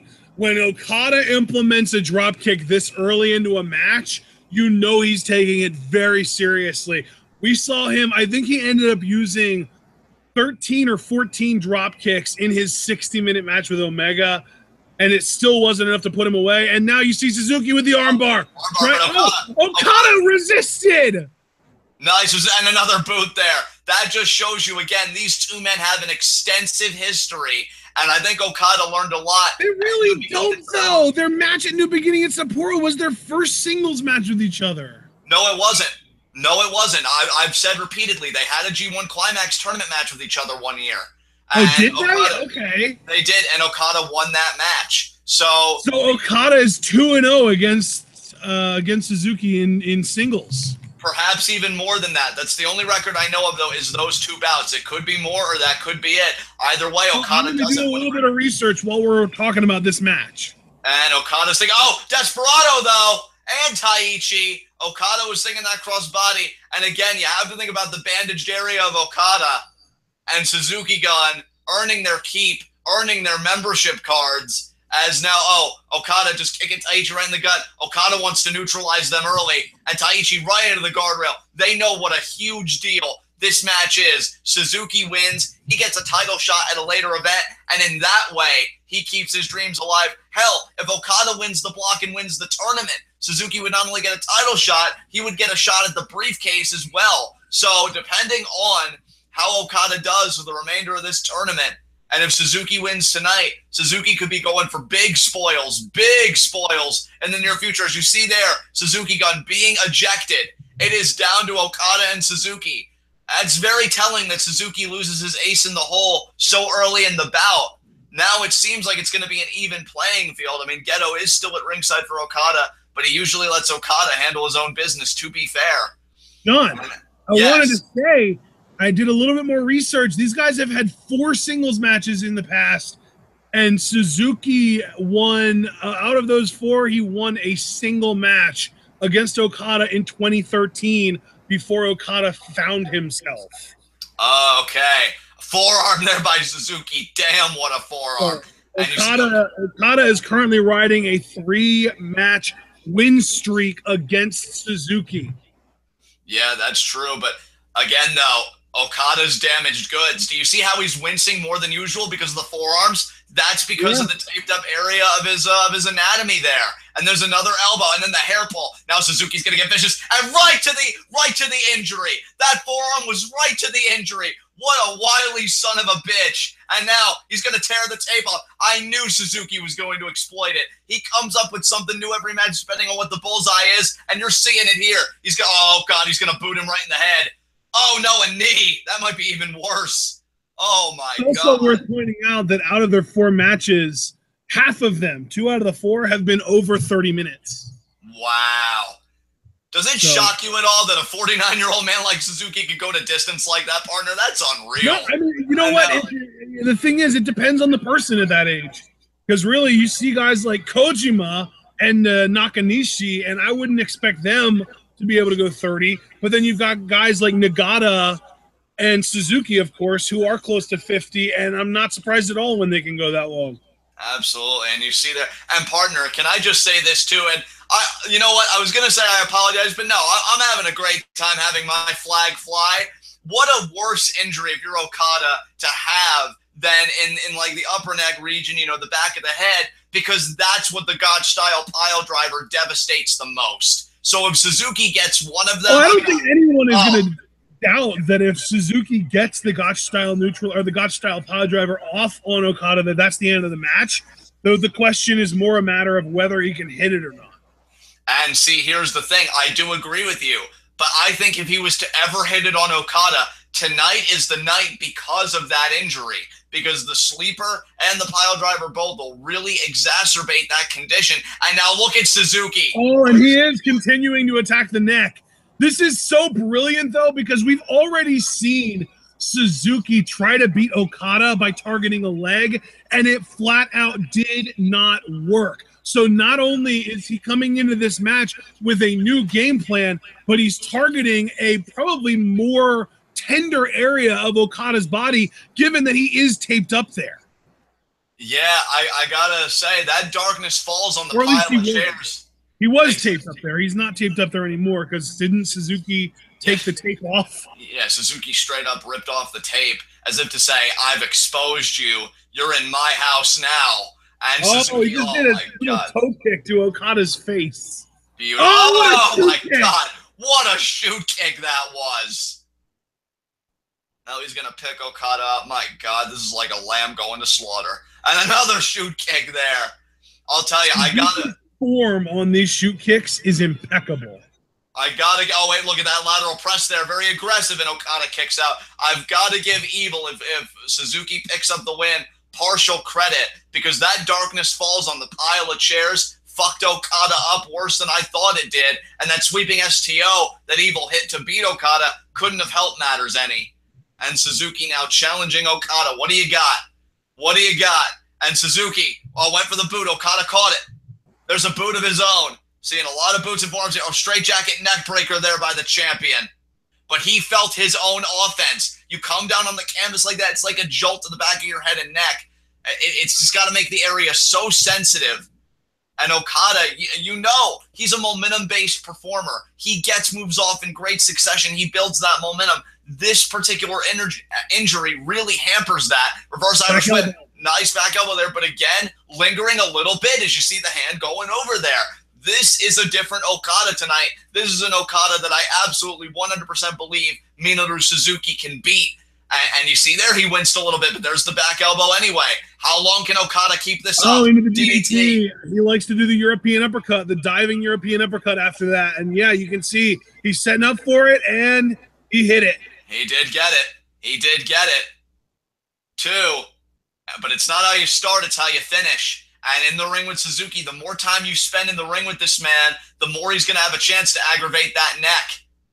Scoop slam there. Man, and Okada elbow drop now. Oh, Suzuki rolling over and then just turning him around and nailing him with a forearm. And another forearm. He knows how big this match is. He can't afford to lose this. He wants to be IWGP with a big boot. What a boot there. Again, right to that area. Snapmare takeover. Off the ropes. Goes for a penalty kick, but Okada catches it. Okada has Suzuki so well read. I'll give him that. Forearm there. Oh, Suzuki is not having it. Forearm from Suzuki. Okada's forearm from Okada. Another forearm from Suzuki. Oh, my God. Okada keeps eating these forearms and delivering more of his own. And there's an uppercut from Okada. Okada just won a strike battle with Suzuki. That is very rare, but only from the champion. I don't expect it to last very long either. And Suzuki there staggering. Okada, fireman's carry. Could be heavy rain. No. Sleeper. Going for it. He was immediately trying to hit the. Oh, and there you heavy see. Rain. That's the heavy rain. It is heavy rain by Okada. That Death Valley driver neck breaker. But you saw already Suzuki locked in the sleeper for maybe 2 seconds and immediately went for that Gotch-style pile driver. He knows just as much as Okada knows that this match needs to end quickly. Exactly. And that's the one thing about Suzuki's sequence, the sleeper into the Gotch-style pile driver. You have to make sure that your opponent is passed out. Because if even they have a little bit of life left, they can counter the pile driver. And that's always the biggest deficiency I find with Suzuki. Could be the neck breaker here. He got it. It is advantage Okada right now. I can't deny that because even that. Now he's going back up top for that elbow drop that he was thinking about earlier after the scoop slam. Or remember, Suzuki rolled over and forearmed him. Now, and he hits it. Yeah, he hit it. He connected, and now you know what he's going to call for, right, John? Absolutely, the Rainmaker, but he keeps going back to the side of that neck. That's the Rainmaker! Does Suzuki have I'm sure Suzuki has a million counters for this. We saw some of them at New Beginning in Sapporo. And let's see. Back elbow, Suzuki into the guillotine. Such a smart submission given the targeted area. That's true. Yeah, that's very true. He is really kind of clamping down on the head and neck. The only downside is he hasn't put any work into Okada's core, which is the main element that allows him to reverse. And there you see. Okada reverses for a tombstone, but Suzuki trying to fight out, and he does. Suzuki reverses the pressure. I don't know what he was thinking about, but Okada wouldn't even let him. There from Okada again. Suzuki, big drop kick. What a drop kick right to the face of the champion. I was expecting a boot, but he hit him with a drop kick. Suzuki, that's what a 49-year-old in exemplary conditioning can do, folks. That's going to be Roderick Strong in 20 years. Exactly. Exactly my point, partner. Great parallel there. And I take that as a compliment to both Strong and Suzuki to be in that same kind of class. And now Suzuki, sleeper again. He wants it bad. Really deep, too. He's got him. If I was him, I'd keep it on for at least a good 2-3 minutes. Really make sure that Okada's passed out. And again there. Oh, and there's the second drop kick of the match from Okada. Okada already owes. I want to point out, by the way, guys, we are over 12 minutes into this match. So even though it feels like we're already getting quite a few finisher attempts and this might end early, I just wanted to keep everyone updated that we're closing in. Okada going for a Gotch-style tombstone! And he got it. Holy shit. And now he's calling for the end. And, well, I guess there go my hopes, folks, because Okada hitting that, and you see the slight smile on his face. You sick bastard! He's ready to take it here. I love you, Suzuki, but that's it, isn't it? No! Back elbow, damn it. And then an uppercut. Okada still has the definitive advantage here, but Suzuki is a tough son of a bitch who doesn't know how to say die. And go for another. But Suzuki he's Suzuki out of another. Oh, and there you see Suzuki might be able to use his floor work here. Oh! Is he gonna get it? He's twisting around. Pile driver. Okada. Oh my God, we got ourselves a match, folks. I thought Suzuki was out of it. He still has plenty to give. Holy shit. When was the last time we saw Suzuki use any kind of pile driver other than the Gotch style? I've never seen him do it, but that just shows you, I've said it since the beginning of this bout. Today is must win for Suzuki, not because of blocks or points or advancements, but because he so desperately wants to be IWGP Heavyweight Champion. If he could just get one more shot, he feels like he could bring it home. He gets that shot by beating Okada. Okada's already indebted to Evil. He already owes him a world title match. He doesn't want to owe two people, especially the quality of Evil and Suzuki title matches. And now Suzuki just wants all the gold, man. He's really into gold. It's not necessarily like a gold member, but it's pretty bad. Like you said, he's basically a pirate. Anything shiny catches his eye. And now Suzuki, he's feeling it here. He's feeling it here. It's almost like a crossface here. And Suzuki, do you notice ever since he got that tombstone, what the hell is he thinking about? Okay, arm trap, almost like a rear chin lock there. Hand slightly elevated. Oh, man, I thought Suzuki was going to go for the sleeper straight away, but he really wants to contort just Okada. Ghetto's freaking out. He almost did a surrender Cobra there. I don't think he can believe that Okada got tombstone, and what a worse maneuver to have inflicted on you when you go in with the injury that Okada did. And now Suzuki's going to take the other arm. Oh, my God. And now he's going to turn him over. He transitions into a crossface. What a crossface, too. Oh, my God. I'm marking out. Oh, is this scissors on the head? It's like a... Oh, he's just continuing the transitions, just out wrestling Okada at this point. Oh my God! And again, when was the last time we saw Suzuki? When was the last time we even saw Suzuki do transitions like this? I think it would be at New Beginning in Sapporo. Okada brings it out of him, man. Okada brings it out of him, and Suzuki is kind of looking at Okada like, you know, what else can I do? How else can I manipulate this anatomy? I was going to say, yeah, he was more like, congratulations, I let you get to the ropes. Yeah, how does it feel to live only to continue to suffer? And now Okada, oh my God. Elbow to the back of the head there. That does a lot of damage, and it reverberates to Okada's upper back and his neck. And the shoot kick to the back. And now a running shoot kick to the back from off the ropes. It has been all Suzuki since that tombstone. Yeah. And when was the last time Okada's even been dominated like this? That tombstone was a game-changing maneuver for Suzuki in this match. I'm not saying Okada's out of it. We've seen him pull it out of the fire before. I'm not resting until a 3 count is registered. But right now, it is all Suzuki here. Okada dangling from the rope here. Suzuki helping him up with just another forearm. Just another timestamp update for everybody. We're about 17 minutes into this match. Absolutely. Okada looking spaced. More than halfway, though, John. Yeah.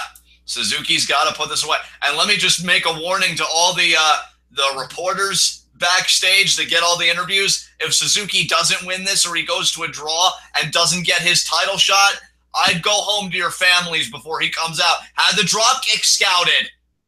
And then, jumping into gear. I thought it was going to be another drop kick. Jumping into gear. Is it going to be? Is Okada going to counter it?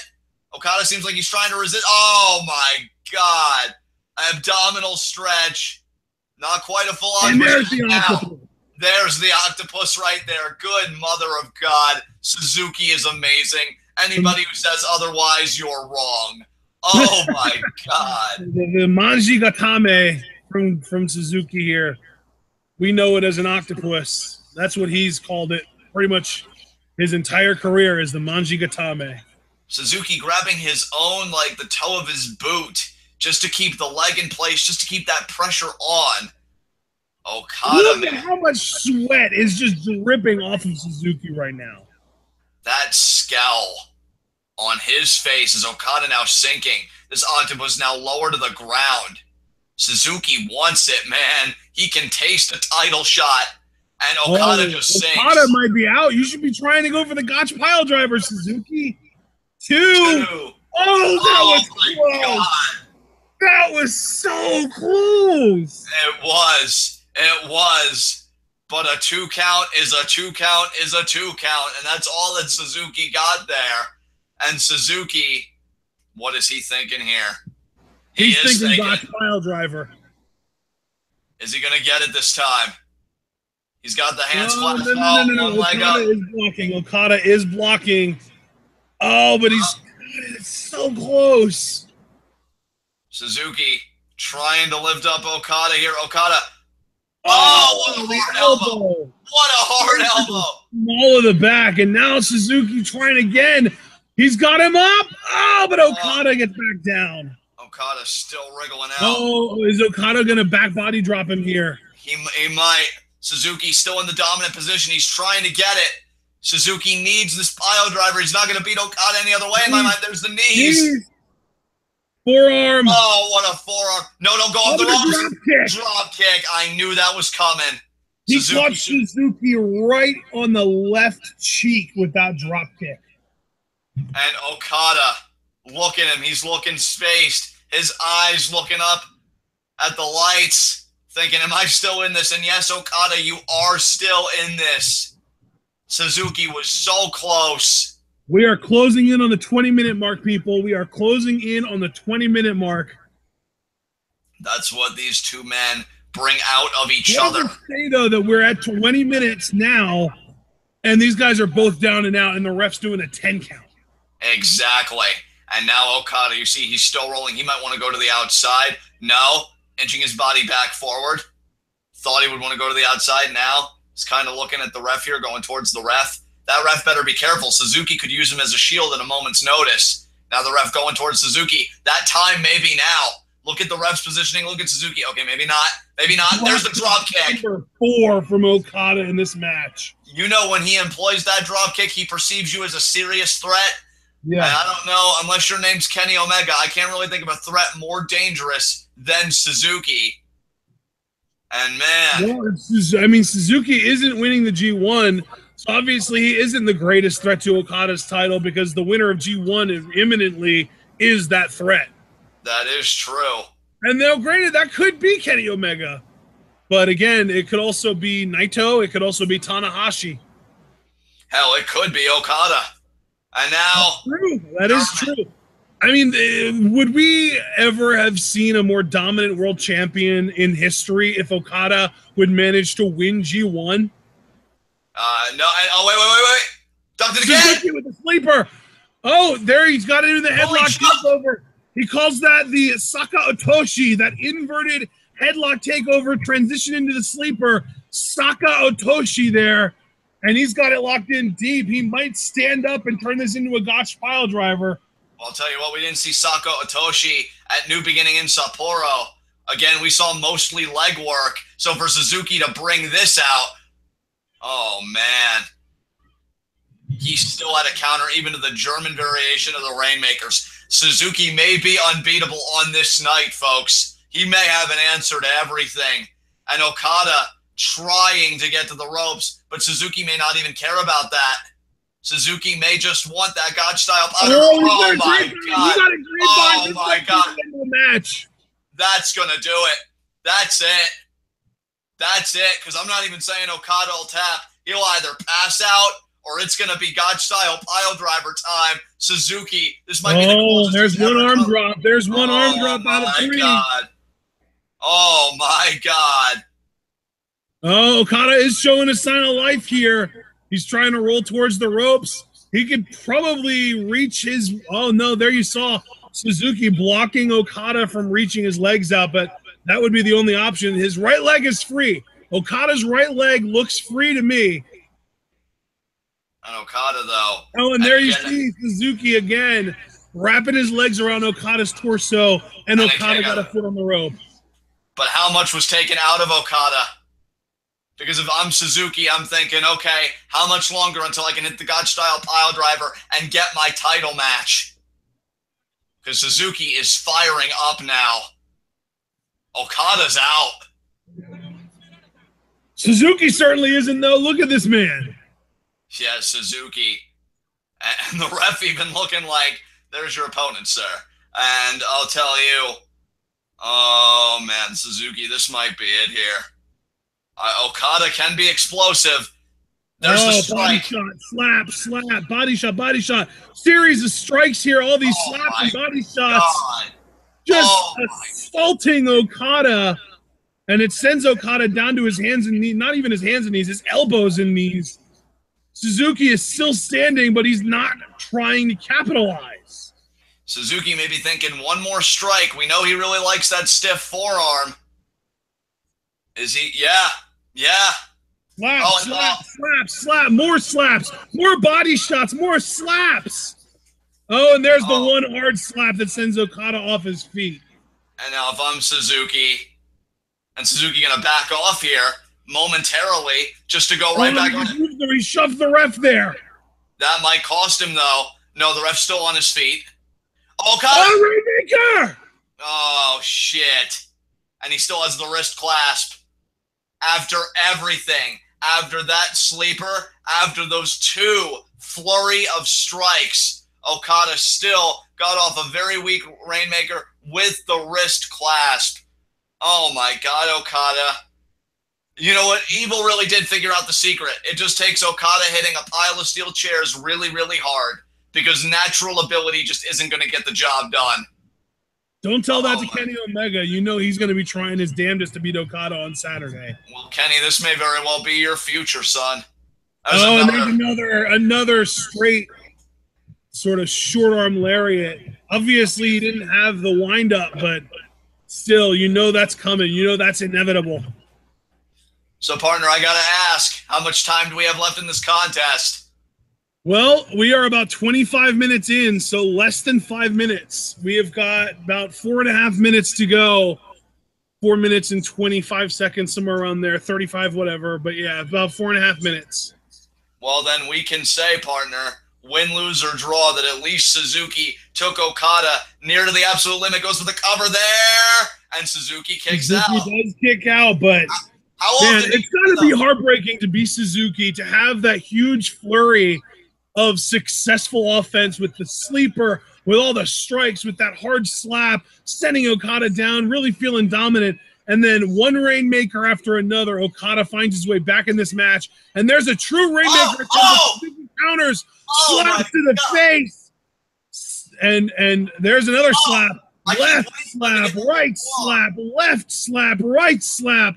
Suzuki is manhandling Okada here with these slaps. And again, just a series. He might have knocked Okada unconscious with just slaps. Oh my God! Okada's out on his feet. Oh, when are you gonna go for the return fire from Okada? Jesus, and the clock. He doesn't hit as hard as Suzuki. Oh my God! Oh my! That staggered him. That's on Okada trying to eat it. I don't know why Suzuki didn't try for the pile driver, though, after the beginning. Oh, my God. That was a strong style slap right there, baby. Oh, my God. Jesus Christ. So, partner, do you want to get into a fight with Suzuki sometime? I know Suzuki. Did I ever suggest that I would do anything to the contrary? I know. Suzuki just looking at Okada, egging him on here. What a badass motherfucker Suzuki is. Yeah, he is. Look at this. Suzuki is eating everything that Okada throws at him, and everything Suzuki does to Okada is staggering Okada. Suzuki, he needs that big forearm. I'm telling you, he does a big punch to the face or something before the fighter. Oh, that staggered Okada again.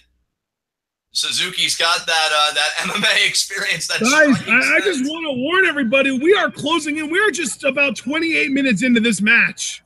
Suzuki's got to end it here. Suzuki or Okada, for that matter. He has his hands behind his back, John. Holy shit. Oh, my God. Now Suzuki finally staggered a little bit. That hubris might cost him. Come on, Suzuki. No, Okada. Okada, you cheap little bastard. Trying to turn a real man's strike battle into a freaking pile driver. Well, at least we know that Suzuki didn't quit first. So now Suzuki. Yeah, that's true. We are over 28 minutes into this match, by the way. Get it! Oh, he's still resisting, though, damn it. Oh, and Okada, he's so close. But Okada back down. Oh, my God. Oh, my God, Suzuki, what are you doing to me? What are you doing to me? Oh, guys. Fuck. 90 seconds remain. 90 seconds, guys. 90 seconds. Wait a minute. Slap. Oh, another slap. He wants to continue. Another from Okada. That looked like it knocked Suzuki a little loopy there. Oh, my God, though. He's still inviting it. This is going to go to a draw. This might go to a draw. What a match this has been. I adore you forever, Suzuki. The day you retire will be the day I fucking weep. Oh, sweet Jesus. I want everyone to know this is the 39th minute warning. We have 1 minute to go. 1 minute warning. We have 1 minute left in this match, and Suzuki just nailed a haymaker on Okada. Come on. Oh, damn it. Oh, big strike. Sleeper. Okada, though. Rainmaker. He hit it. 30 seconds. But he goes all the way over there. Actually, 40 seconds. Now we're down to 35, 34, 33, 32, 31, 30. 30 seconds, guys. 30 seconds. Ghetto cheering Okada on, telling him, go cover him. 20 seconds. Oh, my God. If Suzuki 15, 14, 13, 12, 11, 10, 9, 8, 7, 6, 5, 4, 3, and it's over. Wow. Suzuki doesn't get his title shot. But Okada doesn't get his win. So he's 6-1-1 now, whereas Kenny is 7-2, right? Yeah. Or no, yeah. But here's the thing, John. Even if Kenny ends the tournament with more, wait, no. Kenny's not 7-2. He's 6-2. I knew I made an error somewhere. He's 6-2, so Okada is 6-1-1. So here's the crazy thing, though. By just simply not losing to Suzuki, Okada still forces Kenny's hand. Kenny cannot afford a time limit draw between him and Okada because Okada would still finish with 1 more point than Omega. 1! Man, first of all, like, what a fucking match. If anybody wants to know why I'm a Suzuki fan, and I will say this, partner, I can't speak for you. I enjoyed that even more than their New Beginning and Sapporo match. I did too. Honestly, I know this sounds stupid because the New Beginning and Sapporo match went over 40 minutes, and there were multiple instances in that match where it did feel like Suzuki was going to win. But even despite that, this match felt more competitive because that match to me was very one-sided in Suzuki's favor for the first 30 minutes and then very one-sided in Okada's favor for the last 10. This match felt very evenly matched. Yeah, for sure. For sure. I feel like the momentum swings in this match were far more frequent than they were in the New Beginning match between these guys. Wow. Man, I was pulling for Suzuki so hard. And I'd like to say, oh, well, since they went to a draw, maybe they'll still revisit this match on another show. And they might do that, but I don't know. You know what, though? Belts aside, because we all know that kind of shit's for marks and this and that. Looking at it really for what it is, the idea that Suzuki is still able to have matches like that at his age with the guy right now, I fucking adore this, man. I'll tell you, though, John, the really interesting factor I want to point out, though, is that it is now impossible for us to have a true tie in the B block, at the top of the B block, because Okada and Omega, if Okada beats Omega, Okada wins the block outright. If they tie, Okada wins the block outright. And if Omega wins the block outright. There is no question mark anymore. We are going to have a clear block winner. There you go.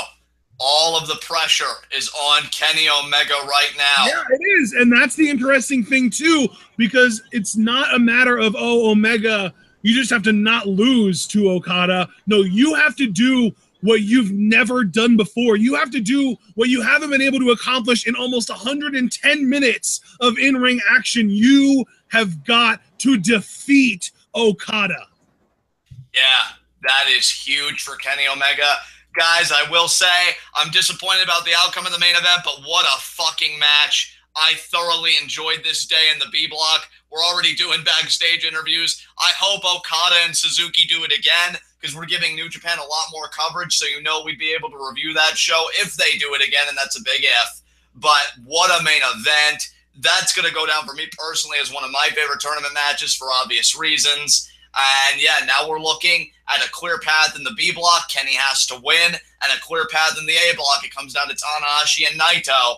So great day, day 16. We'll be back with day 17 on Friday. There will be no New Japan coverage Wednesday or Thursday this week. I mean, interestingly enough, though, John, it is worth pointing out that if Tanahashi and Naito do go to a draw, there's still potential for a true draw in that block, because there's nobody that can exceed 11 points other than those two guys, or not 11, 13 points other than those two guys. So if they tie each other, that would be a true draw. Right. So, now, yeah. Granted, I will say there's not as much history of Tanahashi and Naito going over 30 minutes as there is with Omega and Okada, but still, they could go to a true draw, and if they do, it would be like I said, a true draw. Exactly. So, A block and B block, very interesting at this point. And we'll see you guys again, like I said, on Friday. If you're only here for the New Japan coverage, we'll be going live at 3 p.m. Until then, though, partner, I'll let you take us home. All right, guys. Well, this has been an insanely good show, as always. This is definitely one of the best episodes of G1 that we've seen, I would say. I don't know if it necessarily tops the last one where we had, I want to say, Tanahashi Ishii. That was a great show as well. But at the end of the day, yeah, Okada Suzuki is probably going to go down as the best match of the tournament so far. But we are also on Match of the Year contender watch list, because our next 3 shows are main evented by Tanahashi Naito, Okada Omega, and the winner of those 2 matches facing each other. Yeah, that's huge. That is absolutely huge. And you're going to get all the best coverage right here at TwitWow. So, man, what a day for the B block. Cannot wait for Friday, Tanahashi versus Naito. Some big shit's about to happen, partner. Can't wait for it. Absolutely, guys. So, you know what? All that being said, I will kind of take us home here. Remember, guys, we are still doing SmackDown live reactions tonight. We'll continue doing those for the month of August. But if we don't get back up to the SmackDown live reaction community goal on Patreon, we won't be doing it at all during September. And because September through December is our break from WWE content in general, if we don't reach the community goal, there will be no SmackDown coverage, not even TwitWow reviews during that month. So again, if you want us to be doing SmackDown live reactions, make sure to get the Patreon back up to the SmackDown live reaction community goal. Otherwise, it's going to just be an opportunity for us to enjoy football season. But of course, be sure to remember to like this video, because New Japan is still going to be covered on this channel, whether we get Patreon donations or not, because New Japan is just something that we love too much, and WWE is more like something that we feel obligated to do because we know you guys like hearing what we have to say about WWE and stuff like that. So New Japan is still at the top of the list, along with Lucha Underground. Lucha Underground's tomorrow, though, and for New Japan, we don't have another show until Friday, which will be day 17, which will be main evented by Naito Tanahashi. Day 18 on Saturday, main evented by Okada Omega. And then our finals day on Sunday, main evented by the winner of those matches facing off with each other. It's going to be crazy. Like the video if you enjoyed the show today, and more importantly, if you enjoyed our commentary to the show today. Leave a comment after the video is fully processed. Let us know what you thought about this show, about G1 so far, about New Japan going forward. Who do you think is going to win these blocks? I've been calling it since before the tournament even started. I think it's going to be Naito versus Omega in the finals. I've got Naito winning the whole thing. I hope I'm right because I freaking love Naito, and that was both a logic pick and a heart pick, a love, a passion pick. I freaking appreciate everything Naito does. He's amazing to me. But again, let us know what you guys think. If you have not subscribed to the channel already, do that. And then when you do, click on the little bell icon that pops up and make sure that you check the little box that says that you want to be notified whenever we go live or upload a video. And that way you'll never miss a live stream and you'll be able to participate in live chat, which is a really wonderful place to be during our streams. And of course, be sure to check out our Teespring store and our Patreon if you want physical return in physical wares in return for your support of TwitWow. Check out our Teespring. You can get a t-shirt, you can get a mug, you can get a sticker. We have multiple designs, including the most recent one, "I'm not finished with you," the official TwitWow supportive Braun Strowman t-shirt. And of course, if you're not super into t-shirts and mugs and stickers, that's understandable. But if you still want to support us, you can do that on Patreon. $3 a month gets you instant access. I shouldn't keep saying instant. It's not instant. And we'll grant you access as soon as your payment does get processed to the official TwitWow patron Discord. It's a very tight-knit community of under 20 people, and we're all in there pretty much every day talking about random stuff. Last night we were chatting about Raw all night. Today we were talking about random stuff like Dragon Ball Abridged and fantasy football, all that fun stuff. So if you are interested in joining a very tight-knit community that includes both myself and John and the most hardcore supporters of TwitWow, the biggest TwitWow fans that you'll be able to relate to, if for no other reason, because of how much you love us and TwitWow and this entire thing that's been going on that's just been magical over the last 4 years. Just be sure to check out the Patreon. It's $3 a month, and that does accumulate. So you can also, down the line, you'll be able to request live reactions or a live reaction review combo video of any wrestling show of your choice. It's up to you. Follow our Twitter accounts. They're both in the description. Like our Facebook. And if you are on Reddit, check out the official TwitWow subreddit. And I'm done with the outro. We'll see you guys tonight for live reactions to SmackDown Live. Or if you don't care about WWE and you're only here for New Japan coverage, we will see you on Friday at the same time, at the same place, 3 p.m. Eastern Time, live right here on the TwitWow channel with Day 17 English commentary. Stay tuned.